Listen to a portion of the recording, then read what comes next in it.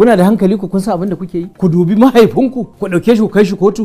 Muna da hankali, amma in aka bincika shi ma fa baban namu yana fa da laifi fiye da mu. Sannan kuma babu ainihin wato natsuwa ga zuciyan da ainihin wato naira 60 zai gagare ta wato ainihin kashewa. Zuwa muka yi ka ɓata mana hakinmu. To amma tunda na fuskanci ba za ka fitar da mu ba, kar ka manta takardun nan fa da aka bamu da shaidu. Ina Zaidu tashi mu je mu gaya ma 'yan uwa sai mu tafi wajen alƙali Marafa. Sannan mun yi niyyar mu sheƙe shi, a ƙarshe tsohon nan shi ya sheƙe mu, ya yi mana alƙawari fa kuma ya kasa. To hanya ɗaya ce mai sauƙi, mu tattara mu kai shi ƙara kotu a fidda mana da hakkinmu. Yaya baban nan za a kai kara? Ni na bar ku lafiya. Wannan ba dukiya ta mu ba, idan ta kai ta kara sai menene? Saboda wani saurayin naki har ke zaki dauka karara ki samun a kayana saboda ki wulakanta ni a gaban su? Kamar ya zan zuba miki karara. Ni fa daga gurin dinki ina karbowa na kawo miki, ki tambayi Asiya. Ba ɗayan ku bakin ku ɗaya, duk munafukai ne. Daga yau kake kuskura ki ƙara zuwa gidan nan. Fita.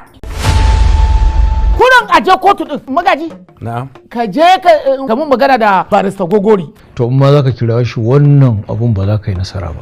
Saboda dukiyarsu ce? Yaran nan sun ce ka yi musu alkawarin kuɗi. Ina jin miliyan 5 suka ce da ni kowanne. Na musu alkawari. To amma ai lokacin da na musu alkawari din nan ba cikin hankali na nake ba. Idan suka ɗauki maganan nan Allah ya ba su sa'a suka samu ƙwaƙwaran lauya aka tafi gaban mai shari'a, wallahi sai ka gane ɓakwamiya ce. To ƙarshe dai yanzu Alhaji ya yarda cewa zai ba ku kuɗi. Da zai ɗau kuɗin miliyan 10 ya ba ku. Sharaɗin kuɗin shine ba ku ba mu, kowa ya kama gabansa. Ka ji rabo ko?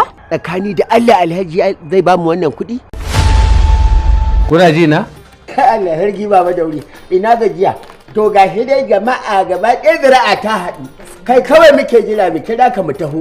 Inna lillahi wa inna ilaihi raji'una. Shi ne ɗauko wata inna lillahin sa ta gaibu. Yanzu nan Allah ya yi wa mahaifinku rasuwa. La ilaha illallah Muhammadu Rasulullahi sallallahu alaihi wasallam. A ga alƙawarin kuɗi kuma zai a mutu.